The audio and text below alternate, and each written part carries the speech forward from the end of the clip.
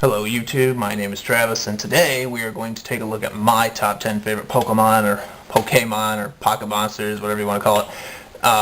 I know it's Pokemon, but, anyways.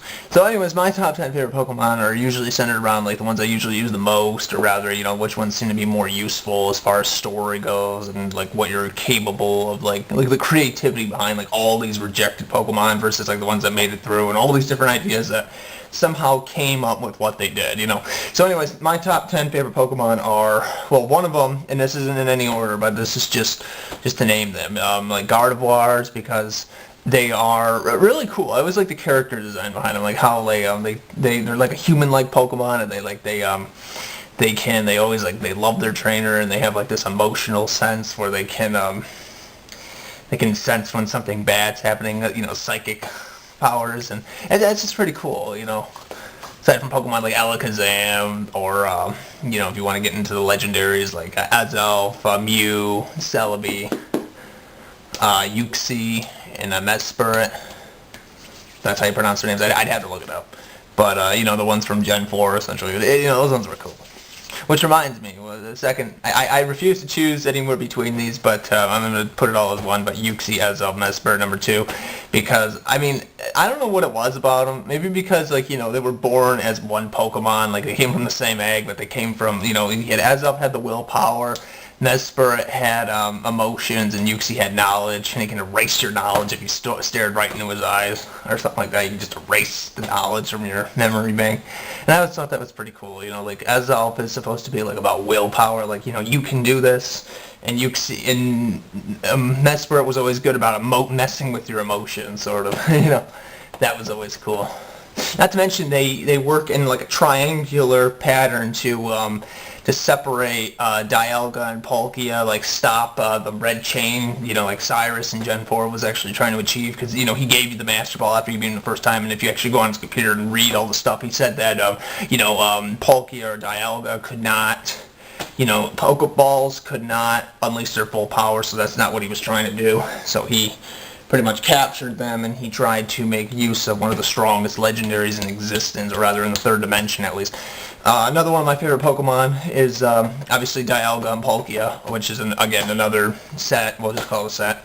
I always love these guys because, like, I just think it's pretty cool that, like time and space. Time is, what we use as a historical record, and space is like what takes up volume. And, Palkia is able to destroy and control it, and Dialga is able to control time. And essentially, if you think about, like, he's the time guardian.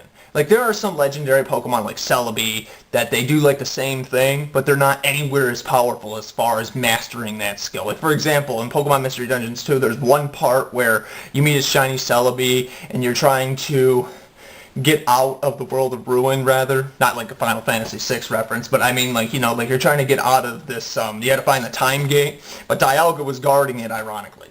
And what's funny is, Celebi can time travel, but Dialga can also control time. And there's one part where Celebi time travels behind the time gate, but it's like, Dialga just stops time, like, immediately with the crest on its chest, and it always glows bright blue.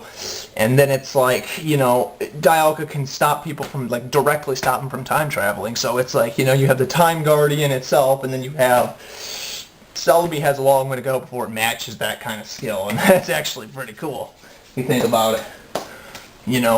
Another one of my favorite kind of Pokemon is obviously Arceus, the god of all the Pokemon, for multiple reasons, because it's a god and knows everything and knows all these things. But it's also really cool because, like, if you think about what Arceus is or what it represents, you have, like, all these abilities that it's able to manipulate. Like, for example, if you were to take into consideration that Arceus is not only a god Pokemon, but it came from the fourth dimension. I mean, if you read its dexters, it states that its parents left an egg into nothing, and then they left, or they transported it from an egg. So essentially what it says is it came from another dimension, and it created the third dimension in its own way.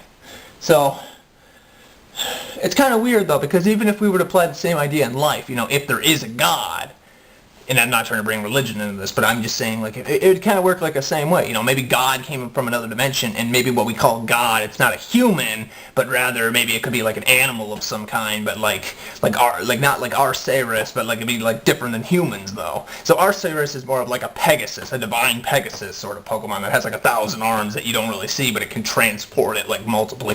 You know, it's cool, and that's actually really good also. You know, I always thought that was pretty cool. Another one of my favorite Pokemon is Giratina. Giratina, obviously, you see where we're going with this, the divine legendary Pokemon, like the top ones. So Giratina is said to be like the Satan of the Pokemon series, but I always like the way they describe like what it does in the Distorted Realm, which is an alternate universe that's connected to the Sinnoh region, which is connected to where... I really would like to know, though, you know, where's the dimension that Arceus came from, but you know, let's go back to the Distorted Realm though. The Distorted Realm is said to be a reality that's no longer, like it's got its own physics, and if you play Pokemon Platinum you'll understand what the Distorted Realm is because you go to it for once. But it's really cool though because like you walk on walls, the water's flowing up instead, and that was pretty cool. Physics are different, but Giratina patiently waits. It sees you, but you don't see it. And that's actually kind of scary if you think about that. Sort of. He just stares blankly into the... and the Turnback Cave has a portal that's in it that says this world connects between the human world and the bad and the afterlife. And, you know, it's essentially saying that, you know, the mortal world is connected to hell. Because that's where the Palkia comes... or that's essentially where Giratina came from, and essentially has to create this this vortex rather to you know, get there. So that's pretty cool if you think about it. Another one of my favorite Pokemon has always been Mew.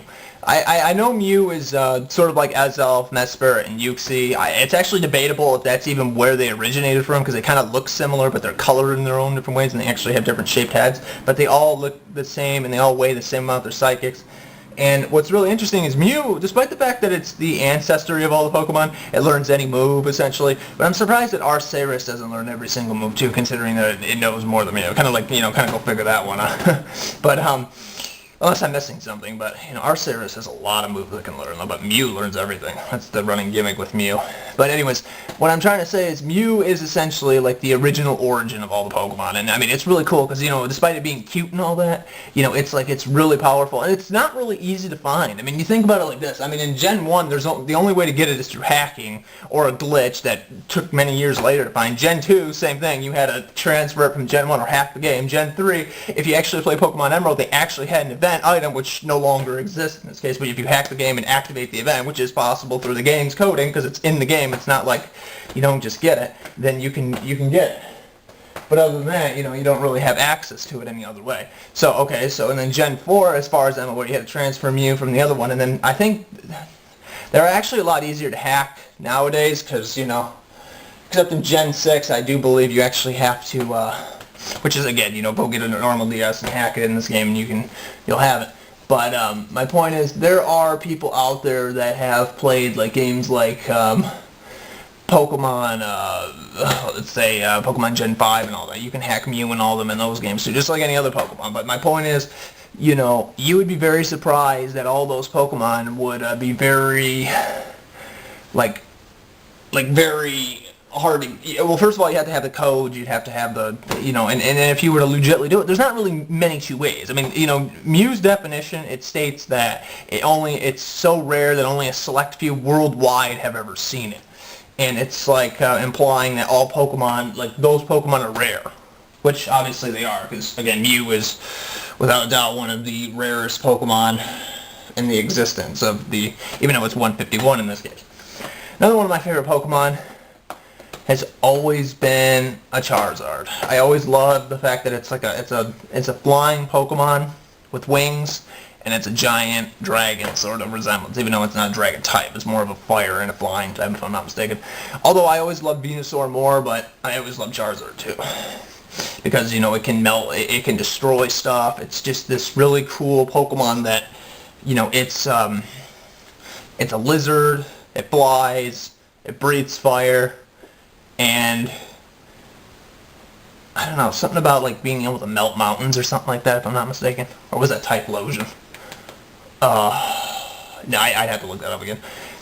Another one of my favorite Pokemon is Tyranitar. Tyranitar is a dark ground type, if I'm not mistaken. It is awesome to have on your team if you can get your hands on one of them. While not being a dragon type, well, isn't it a dragon type? No, it's not a dragon type. No, it's a dark type. It's not a ground dark type. It's just a dark type, if I'm not mistaken. It loses the ground type ability once it grows. Or am I wrong? No, I gotta look that up again. But anyways, Tyranitar is like literally like really hard to kill unless you have fighting type moves, and you can essentially take it down. Or water. Well, yeah, you know, I think it is a ground dark type because, you know, it's got that water weakness, if I'm not mistaken. But you can't kill it with ice, so that's not as likely. But anyways, what you do is you have a Tyranitar that can, like, it's like a physical sweeper is what they refer to it as. Its stats are just through the roof, man. I mean, it just saves me every time I play. Like take Pokemon Battle Frontier and Pokemon Emerald. They are the hardest battles, without a doubt, in the horror series. I know so many people that couldn't even get there because, like, the game's RNG is difficult to even navigate through that. And it's a lot different than the rest of the game. But at the same time, though, then you get to those battles, Battle Brains, and they're not even easy at all, even though they're not really that long of a fight, but you really need to know what you're up against, especially with the help of the internet. People have come up with ways to make this easy. I always have a Tyranitar, a Dragonite, and a Latios. I mean, I know that doesn't really sound like the best combination, but it's always helped me out, and I can get the gold and silver on all 7 trainers, and let me tell you something, Tyranitar will save you every time. It might be a little bit slow at first, but let me tell you something though, there is a lot of things that Pokemon can do that you'd be very surprised that you would never even see in any other game. And the reason I say that is because, you know, it knows, like, I mean, if you give it Brick Break, Rock Slide, Earthquake, and something else. I'm trying to think what it is. I think it was Sword Dance, if I'm not mistaken. I'm trying to think how you would learn that, but or is it Dragon Dance? Apparently, my Tyranitar always seems to have an ability that it just kills like the majority of the Pokemon I come across. Ice types, bug type, poison type, you know, electric types. I mean, it takes out majority of everything for me. Again, it might be a bit slow, but if it hits one time, chances are it's going to kill whatever it comes across. And that was a strategy I pretty much invented on my own, without like Smogon or SOM or SMOGEN or is it SMOGON, the website that people look up all those really cool cheats and all that. Or not cheats, but rather walkthroughs and ideas and hints and all that. But anyways, another Pokemon that I like is always Dragonite. Dragonite has always been another really cool Pokemon. I always love the fact that Dragonite is a Pokemon that, you know, it can fly around the world in like 16 hours or 6 hours, 13 hours or something like that. So something like that. I'd have to look it up. But it's a Pokemon that, you know, again, despite being weak against ice and all that, one of the first Dragon Pokemon, definitely pretty cool because it can learn a variety of different moves. Again, it's more of a physical sweeper than an actual special attacker, but it is really cool to really get your hands on one of those and like just destroy everything. Another one of my favorite Pokemon because, like, you know, it levitates, it flies, it's not affected by like ground type moves because it's not on the ground half the time, if not all the time. I mean, unless of course you use a move that brings it down, like gravity, but that's not until Gen 4, as far as I'm aware. So Gen 3, there really is no accurate way. Sorry, my wood stove is burning some wood, so I just turned it on. But anyways, or pushed it in. But anyways, you know, Pokemon like that, those are the hardest Pokemon to get your hands on because they're hard to find, they're hard to get, and then, you know, after that, you know, you can finally do something with it. But anyways, another really cool Pokemon that I like out of all the Pokemon that always Bulbasaur. Like, I mean, I know Bulbasaur isn't technically the first Pokemon, and you're gonna probably evolve it into a Venusaur anyways. But I mean, I always like the fact that, you know, Bulbasaur was always there from the beginning. You know, much like Charizard and Squirtle, or Charmander and Squirtle, and then eventually Wartortle, Blastoise, and then Charmeleon and Charizard. Yeah, you know, makes sense. But I always like Squirtle. I mean, I like Squirtle too. But for me, I always use Bulbasaur a lot because, you know, I always like the fact that, you know, it was there from the beginning. I remember using Bulbasaur and it just destroyed everything. You know, Brock was beat, Misty was beat, Lieutenant Surge couldn't do much, Erica, you couldn't really do much to her.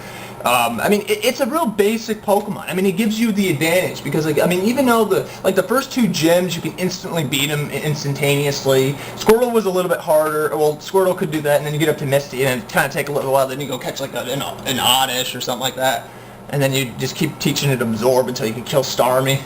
But with like Bulbasaur, though, you know, you give it an Ivysaur, you know, a couple of Vine Whips, and you kill Starmie instantly. And I mean, like, you know, even throughout the years that it went on, you know, as Bulbasaur's like character arts changed. I mean, I always like the fact that once it becomes Venusaur, I mean, you literally can just kill everything. Not to mention, you know, when Green, if you want to go by Green, not Pokemon Green, but like, you know, the Japanese name for Gary, essentially, is alter ego. Gary, you know, not from the anime, but from the manga, rather. Or Blue in English. But, you know, I just think it's really cool that, you know, he technically went with Blastoise, and, I mean, going by the manga standards, and Red went with Charizard, obviously. I just think it's really cool because, like, you know, rather than, you know, with the Bulbasaur, I mean, you could even kill Charizard, like, whether you put him asleep, and then you switch out a Pokemon, and you just kill him with Hydro Bomb or something like that. Something just annihilate Charizard. But Bulbasaur was always a Pokemon that it's immune to poison, and you could just get through majority of the game. It's like a basic Pokemon that you could use that would give you so many advantages. What the hell? It's more of a shield, and when done correctly, it was just one of the best things to have. One of the instant advantages of playing any Pokemon game, especially the first ones. Even though the first games aren't really that hard, they're not hard at all. But I mean, they're enough to get you through the game. I mean, Bulbasaur gets a lot of power points, Pokemon points, or PPs in this case. I think it's power points. Yeah, it's power points. And so like every time you use a move, like Razor Leaf, 25 PP, and then you go to the Pokemon Center and use that. Vine Whip had 10. Those were some really cool Pokemon. And then Bulbasaur, like as Gen 4 came, you could start learning like Petal Storm, all that. Sorry. And then all the abilities that it got, like, you know, like once it's in danger, you know, its attacks, its grass type abilities just boost up in power and all that. And that's actually pretty cool. You can one-hit kill everything. The same thing with Charizard and Squirtle and Blastoise and all these other starters. They get all these really cool, like Torrent. I'm trying to think, what were the other abilities? Growth, or even stat growth in this case, you know, if you want. But, you know, that's why I love those Pokemon. But anyways, like another Pokemon that I always enjoyed out of all the other Pokemon, so, you know, like Pokemon like Galeblade, you know, it's always a male Corellia that evolves into Galeblade, but you need I think you needed like a shiny stone or something like that. And then after, or was it a Dawn Stone? Yeah, it was a Dawn Stone. And, you know, you get this Pokemon that's like, it's like a blade. You know, some people don't believe that there should be male Gardevoirs. They think that they should just be females because, like, you know, they look more female than they do male. And not to mention now that we have, like, a Galeblade, it should be males only and females, you know what I mean? But anyways, I mean, but Galeblades are really cool because they fight with their hands, and they got, like, high critical rate attacks, which are really, really cool. Its battle cry is awesome when it comes out. It sounds like two blades, like, hitting each other. But, I always liked that, though. I always thought that was pretty cool. You know, good memories. Lucario is another one. Not because it's in Super Smash Bros. Brawl and etc. But Lucario was awesome too because it's like it attacks with its aroma and all that, and it's like Aurora. It's really cool.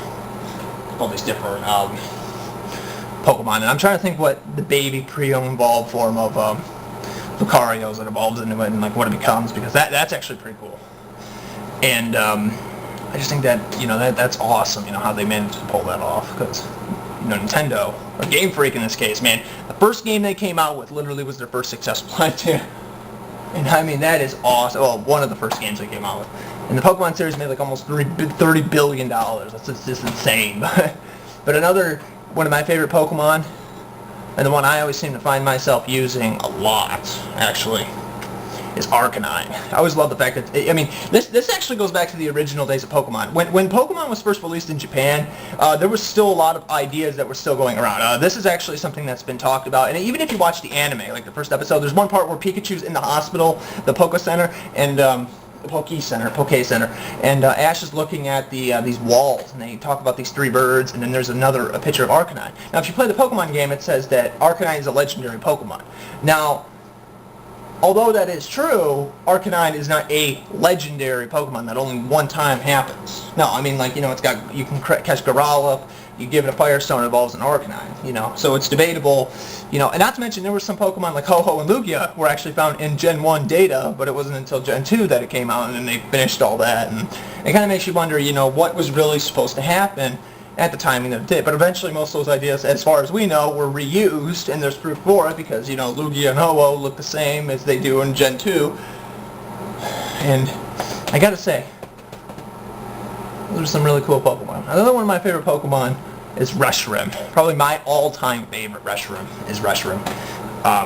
Used to be Gardevoir and Galat and Lucario, but I mostly like Reshiram because it's got like a really soft roar voice. It's a dragon, and it can fire like its tail glows, and it can create like these giant fireballs over its head, and it just implodes on. Like take for example in Gen 2 or Gen 5. If you ever played Pokemon Black and White with the moving animations, you know there's one attack called Fusion Flare where it goes like over its head, and it's like a giant fireball fires, and it just falls onto.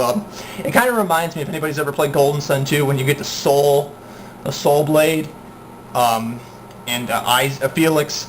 It's an attack for Felix. And, you know, he summons, like, lets out a howl, Maluzin or something like that. Like, it's the name of the attack, and he jumps in the air and he summons this giant fireball, and he pushes it towards the character that you're attacking. It does, like, over 1,000-something damage, which is high in Golden Sun, too. But my point is, that's kind of like how Fusion Flare was. But I'm like, wow, you know, that was actually a pretty cool attack. You know, Reshiram just stands there, and then it just annihilates your opponent, like, within seconds. You just keep attacking. Zekrom was another one of my favorites, but I don't know, I always like Reshiram better. Maybe because I played Pokemon Black first, which is cool, because Reshiram was always my favorite. But I don't know, those are some of, I mean, I love them all, but these are just some of my experiences, some of my ideas that I love. What are your top 10 favorite Pokemon, and, which ones do you find yourself using a lot? You know, comment, rate, subscribe, favorite, share those videos, send it to people, and I hope you have a nice day, everybody.